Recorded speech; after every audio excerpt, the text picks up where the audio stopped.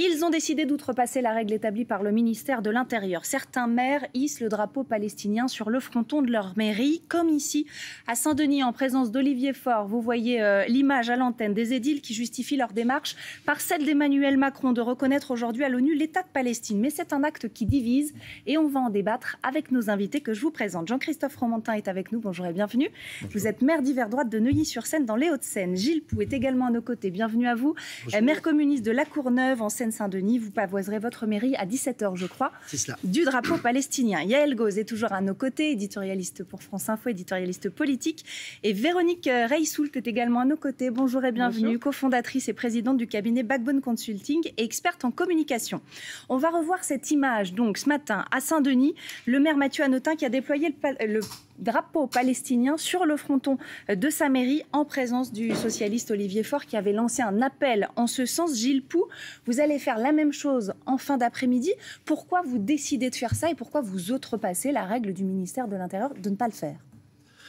Je le fais pour soutenir la démarche du président de la République qui est de reconnaître enfin l'État palestinien, le droit des peuples palestiniens. Et donc, je le fais en soutien pour appuyer cette démarche-là et faire en sorte que, enfin, les choses changent au Proche et au Moyen-Orient, et notamment pour le peuple palestinien. Vous dites, vous le faites pour soutenir la démarche d'Emmanuel Macron. Emmanuel Macron qui, lui, n'a pas demandé, par exemple, à ce que les maires se positionnent là-dessus. Est-ce que vous le regrettez ? Est-ce que ça vous étonne ? Emmanuel Macron prend la décision qu'il souhaite. Personnellement, c'est un engagement de longue date, de solidarité avec le peuple palestinien, qui est le mien. Et je trouve que, enfin, les choses bougent positivement dans notre pays. Et donc, moi, j'accompagne cette démarche avec beaucoup de satisfaction, même si je sais que ce n'est pas le bout du chemin pour le peuple palestinien. Jean-Christophe Fromentin, est-ce que vous comprenez cette action et cette justification aussi de votre collègue ? Moi, j'ai du mal à comprendre cette initiative pour plusieurs raisons. Et la première, c'est que nos villes, nos communes, restent un peu ces sanctuaires d'apaisement, de bienveillance réciproque, de stabilité dans un monde qui est quand même national ou international, qui est quand même très perturbé. Et je trouve extrêmement risqué, vous voyez, d'inviter les conflits internationaux par des symboles sur nos mairies et dans nos villes. Et qu'au contraire, on a cette chance, vous voyez, nous les maires, d'avoir une forte confiance de nos populations, parce que notre engagement, ce qui n'empêche pas d'avoir des valeurs profondes, mais notre engagement est véritablement dans cette concorde locale et dans cet alvéole de concorde que sont nos communes. Donc on doit sanctuariser, on doit préserver ça et pas y inviter les passions collectives. Il y avait... dans les années 40, oui, la philosophe Simone Veil avait mis en garde justement sur le risque que la politique soit le lieu d'expression des passions collectives. Et elle disait, le risque des partis politiques, c'est d'attiser ces passions. Et quand je vois que le patron d'un parti politique vient finalement se mêler à ce qu'est la vie d'une commune, qui échappe à cette contingence, qui devrait échapper aux passions qu'attisent les partis, je trouve qu'on a là véritablement un risque fort que nos communes deviennent ce qu'elles ne sont pas, des lieux d'expression de conflits et de prise de position sur des conflits internationaux qui n'empêchent pas la compassion, mais qui néanmoins doivent rester ce dont elles ont l'objet d'être. Est-ce que vous tenez le même discours sur la question de la guerre en Ukraine avec la Russie, par exemple ?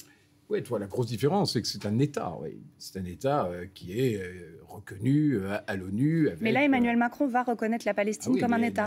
C'est pas parce qu'il la reconnaît que l'ONU la reconnaît. Donc il ne faut pas soutenir sa décision. Il y a un acte de reconnaissance à l'ONU, mais ce n'est pas la reconnaissance de l'ONU. Il y a, je pense, encore une marge. On est quand même à 158 pays. 158 pays. D'accord, mais il y a encore un pas à faire. Hein. On n'y est pas. Hein. Donc, tant que les États-Unis auront le dernier mot, il n'y aura pas de reconnaissance. Mais si vous voulez, c'est dans la vie, dans une démocratie, c'est parce que vous avez 49% des gens qui votent et que vous avez le même poids ou à 2 points près, le poids de celui qui est remporté à 51%. Donc, il y a aussi une réalité institutionnelle qu'il faut respecter. Et Yael Gauze, c'est intéressant de voir à quel point justement cette question-là de pavoiser ou pas les mairies avec le drapeau palestinien, ça divise les partis politiques en fait. Ça divise profondément. Après, c'est quand même assez... il y a 36 000 communes en France. Selon le décompte de Bruno Retailleau, ministre de l'Intérieur ce matin, on est à 21 communes qui hisse le drapeau palestinien. Alors, uniquement le drapeau, parce qu'il y a des communes aussi qui mettent les deux. Oui, on y reviendra. Karim Bouamran à Saint-Ouen, le maire socialiste, il met les deux drapeaux. Anne Hidalgo, hier, la Tour Eiffel était éclairée aux deux couleurs avec une colombe, je crois, entre les deux drapeaux palestiniens et israéliens. Non, mais par contre, si on s'en tient au pur droit public, c'est intéressant de faire un point quand même. 2005, le Conseil d'État a déjà jugé ce genre d'affaires et a dit, dans un arrêt, les édifices publics ne peuvent pas servir de support à des expressions d'opinion politique, religieuse ou philosophique. Mais là, s'agit-il d'une opinion en 2025, maintenant qu'Emmanuel Macron, au nom de la France, reconnaît l'État palestinien?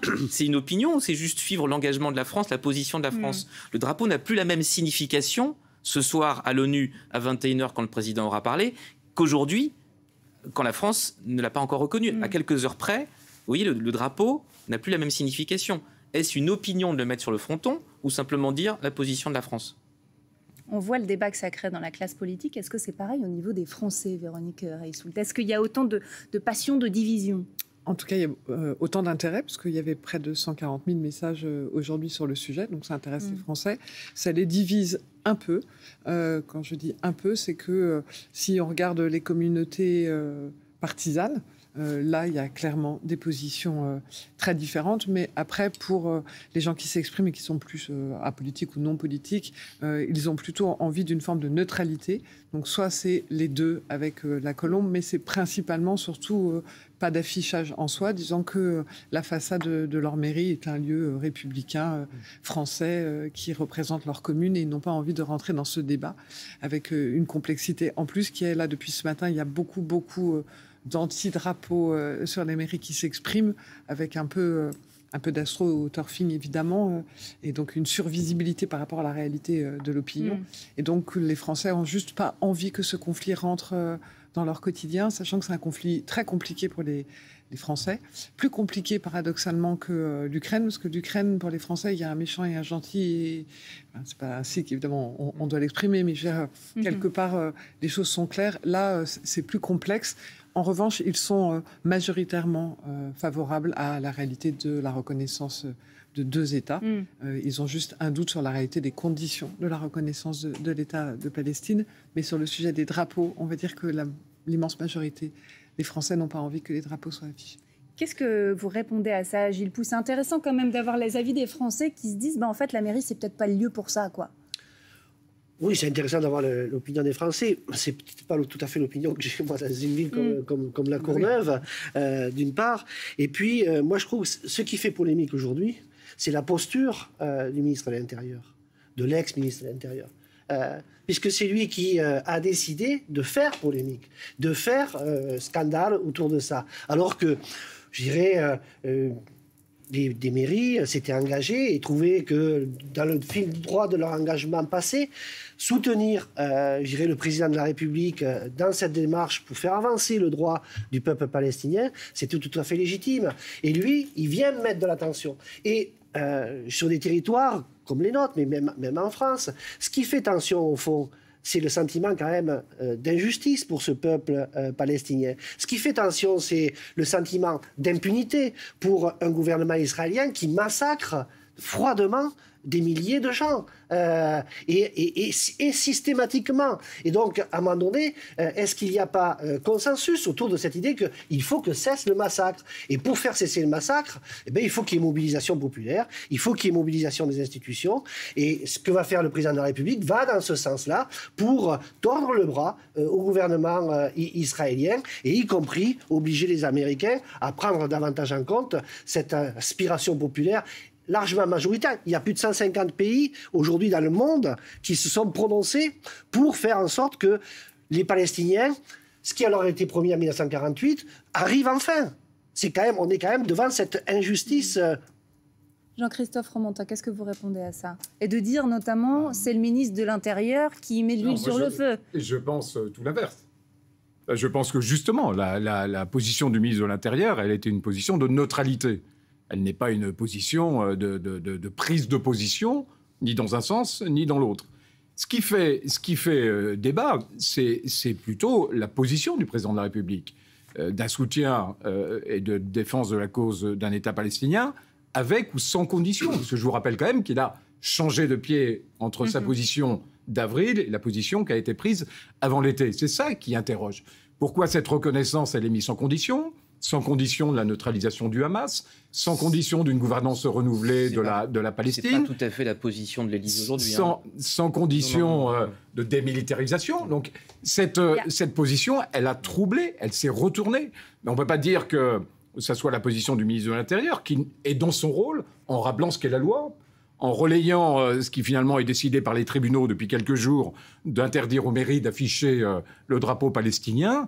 Le ministre de l'Intérieur, il est aligné sur le droit et il est aligné sur le principe qu'encore une fois, nos frontons n'ont pas vocation à exprimer des opinions liées à l'actualité internationale et dont je vous rappelle quand même que le fait générateur, et on n'a pas eu le débat il y a en 2023, c'est quand même un acte avec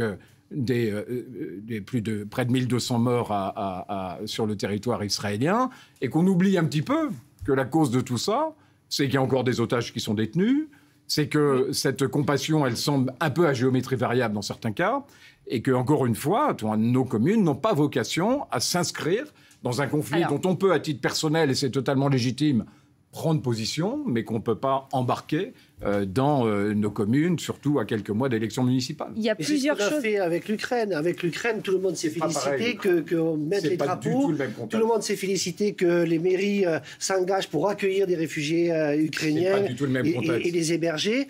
Oui, mais sauf qu'à un moment donné, quand est-ce que ça sera l'heure pour le peuple palestinien? Quand est-ce que ça sera l'heure?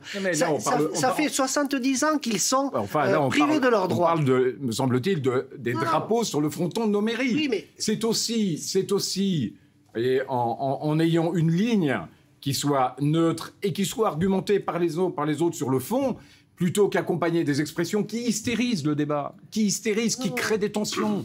La France n'a pas besoin de cette tension supplémentaire, ce qui n'empêche pas que la diplomatie prend des positions, qu'à titre personnel, on prenne des positions, mais que, de grâce, libérons nos mairies de cette tension. Et quand je vois le patron d'un parti politique dans une mairie, oui, moi je milite pour qu'on décorrèle justement des positions politiques nationales de la réalité territoriale. Et vous êtes maire comme moi, on sait combien ce souci d'apaisement de nos communautés et de nos communes est important. Là, on prend une position qui vient rajouter de la tension, rajouter de l'énervement, rajouter de la médiatisation. Alors, vous voyez, un fait à des communes qui ont besoin avant tout de retrouver l'apaisement. Il y a plusieurs choses, messieurs, qui ont été dites, mais avant, simplement sur la position de l'Élysée. Vous parliez à l'instant d'une reconnaissance sans condition, et Yael, vous vouliez préciser des choses. Oui, non, il y a toujours 4 conditions. L'Élysée les rappelle. La libération des otages, l'éviction totale du Hamas, le renouveau de l'autorité palestinienne, c'est-à-dire que les pouvoirs sont confiés à l'autorité palestinienne, la reconnaissance d'Israël aussi par les États arabes voisins. Et hier, le président de la République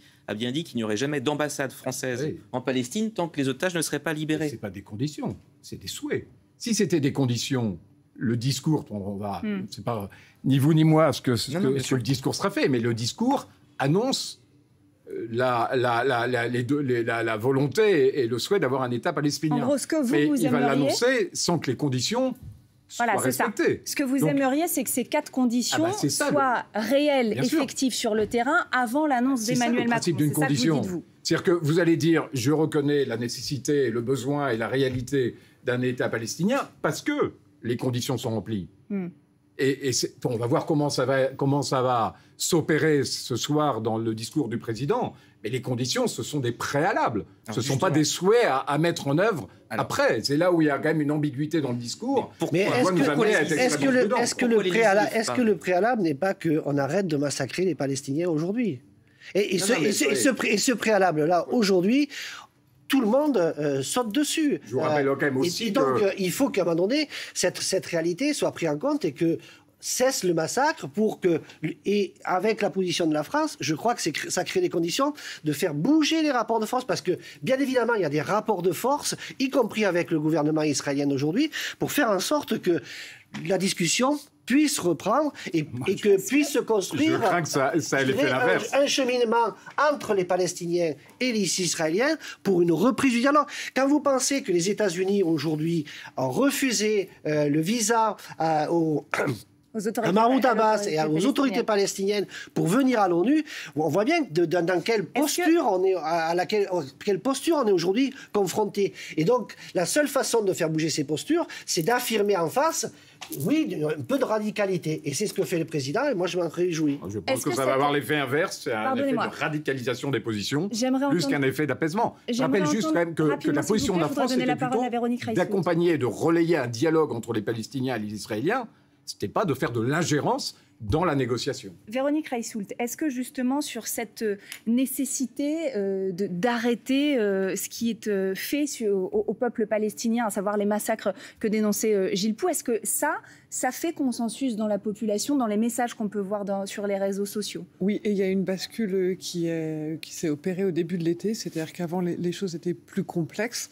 La situation par rapport aux otages faisait que les débats en France, mais dans le reste du monde, étaient plus complexes. Il y a une bascule parce que les images sont sans conteste, parce qu'il y a aujourd'hui une réalité qui est sur le terrain, les uns et les autres témoignent, et donc il y a quelque chose qui a pris l'opinion dans une forte émotion, et aujourd'hui l'opinion publique a réellement basculé en faveur des Gazaouis et de la réalité des civils à Gaza, avec aussi un sujet sur l'aide humanitaire. Pour autant, la complexité de la situation, elle est vraiment là. L'hystérisation que l'on évoquait, on peut la retrouver sur les réseaux aujourd'hui. Avec le risque d'importation, justement, du conflit. Oui, vraiment. Et on voit bien que les choses sont plus compliquées et que la tension, elle remonte depuis quelques jours, avec toujours en fond, bien sûr, l'opinion publique qui, dans sa grande majorité, veut soutenir le peuple palestinien, mais le peuple palestinien. Et là, il y a des débats qui sont un peu compliqués par rapport au Hamas, par rapport à un certain nombre de sujets, et en particulier avec les otages. D'où, de nouveau, cette réalité de cette histoire de drapeau qui fait que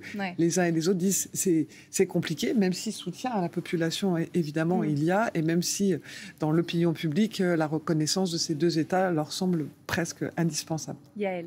Non, juste redire que dans la logique de l'Élysée, du président de la République, qui fait qu'il fait ce choix aujourd'hui, c'est une question de course contre la montre, parce qu'il est possible qu'un jour, il n'y ait même plus d'État palestinien à reconnaître, étant donné la politique colonialiste, expansionniste de Benjamin Netanyahou en Cisjordanie, par exemple, ou le projet de Trump de faire une Riviera à Gaza en expulsant les Palestiniens de leur territoire. Donc l'idée de la diplomatie française, c'est de dire, on le reconnaît pour empêcher ce processus qui mène inexorablement à la fin de la possibilité même d'un État palestinien. C'est pour ça. Il force la montre, en fait, quelque part, Emmanuel Macron. C'est ça l'idée. Vous disiez à l'instant... Oui, allez-y. Il me semble quand même que le préalable devrait être dire libérer les otages, et ça apaisera et ça calmera l'ensemble. Et pendant ce temps, on continue à bombarder. Mais non, mais dans ce temps, on continue à prendre des otages pour susciter des opérations comme ce soir à l'ONU? Parce que c'est comme ça le fait déclencheur.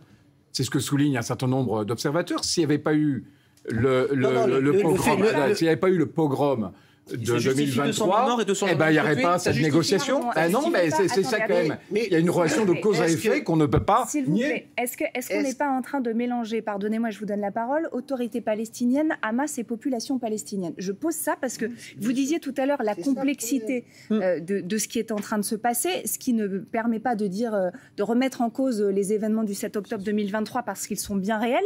Mais est-ce que là, la difficulté aussi n'est pas qu'on est en train d'un peu tout mélanger? Bien sûr que si.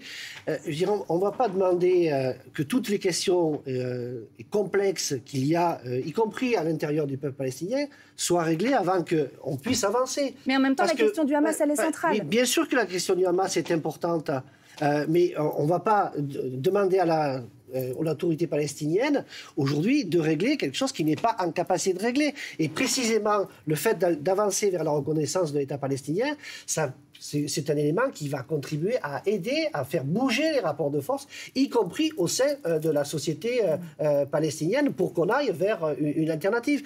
Mais au fond quand même, cette question-là, elle se pose aujourd'hui parce que je dirais depuis 1948, puis après depuis les résolutions de 1967,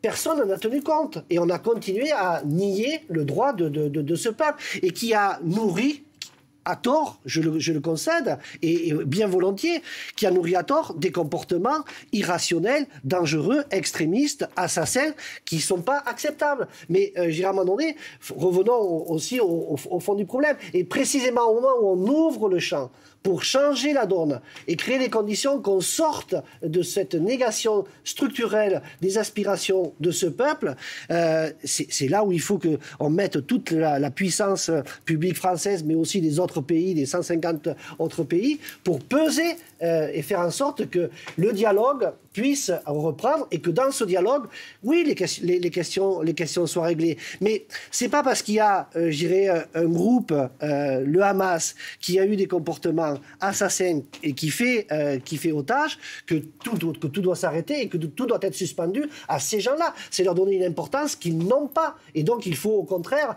avancer à côté avec les autorités palestiniennes et le peuple palestinien. Yael. On ne peut pas comprendre ce qui se passe là-bas si on n'a pas en tête que depuis 20 ans, Benyamin Netanyahou et le Hamas sont des idiots utiles en symétrie qui, l'un et l'autre, s'alimentent et se veulent en adversaires pour mener la guerre qui, à la fin, empêche la coexistence de deux États palestiniens. Voilà, il faut remonter à l'histoire. Le Hamas, en 1996, a aidé Netanyahou et le Likoud à remporter ces élections. Et Netanyahou a toujours fait en sorte d'avoir un interlocuteur Hamas en face, parce qu'en fait, ils se tiennent comme ça. Et la situation reste figée. Et qui est victime de ça? Les populations civiles, par une sorte de pacte diabolique entre les deux. Jean-Christophe Fromentin, je vous ai vu faire non de la tête. Oui, parce que si vous voulez reconnaître un État, c'est pas rien reconnaître un État, sans s'assurer qu'il a les moyens d'exercer son autorité d'État sans être à la main de mouvements terroristes, c'est un problème d'agenda, c'est une erreur. Reconnaître un État, c'est s'assurer qu'il est en capacité de gouverner, d'exercer son influence, d'exercer son autorité de manière saine, de manière démocratique, de manière, un tant soit peu, transparente. Or, aujourd'hui, quelles sont les garanties qu'on a à reconnaître un État sans qu'il soit sous la main d'un mouvement terroriste? Regardez le Liban, comme le Liban a été embolisé pendant des années par le Hezbollah, qui fait la loi, qui avait son armée, qui empêchait les institutions de fonctionner. Le Liban a souffert et souffre toujours du fait d'avoir un contre-pouvoir terroriste à l'intérieur de son système étatique. Et donc, ça devrait nous servir de leçon pour dire on ne veut pas que ce qui s'est passé avec le Hezbollah pour le Liban se passe demain avec le Hamas ou d'autres mouvements pro-iraniens ou d'autres proxys pour la Palestine. Or, aujourd'hui, quelle garantie on a de ça? Est-ce que c'est pas à la communauté internationale aussi d'amener ces garanties? Vous avez la position de la France, je rappelle quand même qu'elle a toujours été de dire, nous, on soutient un dialogue entre l'autorité palestinienne et le gouvernement israélien. Et on s'invitera dans l'accompagnement de ce dialogue. Aujourd'hui, on est en train de passer outre, de contourner, et je pense que c'est extrêmement dangereux, parce que l'observation de ce qui se passe en ce moment est plutôt de nature à radicaliser les positions, à radicaliser aussi l'opinion. C'est pour ça que dans nos mairies, il faut être extrêmement vigilant, plutôt que d'apaiser et d'ouvrir les conditions d'un dialogue serein. Gilles, mais s'assurer que, on va avoir un État qui va être capable de gérer ses affaires, aujourd'hui, et d'empêcher potentiellement le Hamas, mais aujourd'hui, la situation fait que aujourd'hui, c'est le Hamas qui, a fait ses actes terribles le 7 octobre. Et donc, le fait de ne pas le reconnaître, ça n'a rien empêché. Et la seule chose pour empêcher ça, c'est effectivement d'ouvrir, le champ de la reconnaissance des droits de ce peuple pour que, ce peuple puisse reprendre confiance, puisse contribuer à construire effectivement un État qui va pouvoir assumer ses responsabilités, chose qu'on lui a empêché très concrètement de faire depuis maintenant 50 ans. Et donc, à un moment donné, à partir du moment où on l'a empêché de faire, il faut maintenant créer des conditions qu'il assure cette responsabilité. Et pour cela, il faut le mettre en position d'assumer cette responsabilité. Et au-delà de la reconnaissance, factuelle de la France ce soir, il va falloir bien évidemment aider ce peuple palestinien à avoir des injonctions vis-à-vis d'Israël d'arrêter la colonisation éhontée à laquelle il se livre en Cisjordanie. Et là, avec des morts en Cisjordanie tous les jours, de manière à ce que cette ce peuple puisse retrouver un État, ce que aujourd'hui très concrètement Netanyahou s'échine à rendre impossible. C'est une approche idyllique, mais c'est pas une approche réaliste. Messieurs, on a bien compris qu'on n'allait pas vous mettre d'accord là tout de suite, mais c'est d'autant plus intéressant qu'on voit à quel point cette situation au niveau international a aussi des conséquences, rien que d'abord en termes de discussion et de polémique. Le mot de la fin pour les Français, Véronique Reissoul, qu'est-ce qu'ils veulent, eux, aujourd'hui, quand on parle, au-delà de cette question des drapeaux et du poivasement des mairies, mais quand on parle de ce conflit-là? En fait, la complexité, c'est que la grande crainte, c'est donc que ce soit importé. Mais en fait, quand je regardais les discussions ce matin, il y a déjà un début d'importation. Les Français voudraient que ça ne soit pas un sujet politique en France, et ça l'est de fait. Et donc, ils ont l'impression qu'on est en train soit de voler aux Israéliens, soit de voler aux Palestiniens la réalité de leur discussion locale, parce que c'est tronqué en France par un discours qui est un discours politique ramené à des idéologies que certains peuvent soutenir. Quand je regardais, il y a des groupes de droite qui sont plutôt en soutien de la Palestine, alors que c'est pas forcément le point de vue officiel, et réciproquement pour la gauche. Donc en fait, ils ont envie de dire c'est déjà compliqué aujourd'hui en France. Donc ce conflit étant extrêmement complexe, il faudrait pas l'instrumentaliser et le ramener en France, sachant qu'il y avait aussi beaucoup de propos antisémites qui remontaient. Donc on voit bien que la polarisation, elle est compliquée, quoi. Merci à tous les quatre d'avoir été avec nous pour évoquer cette question.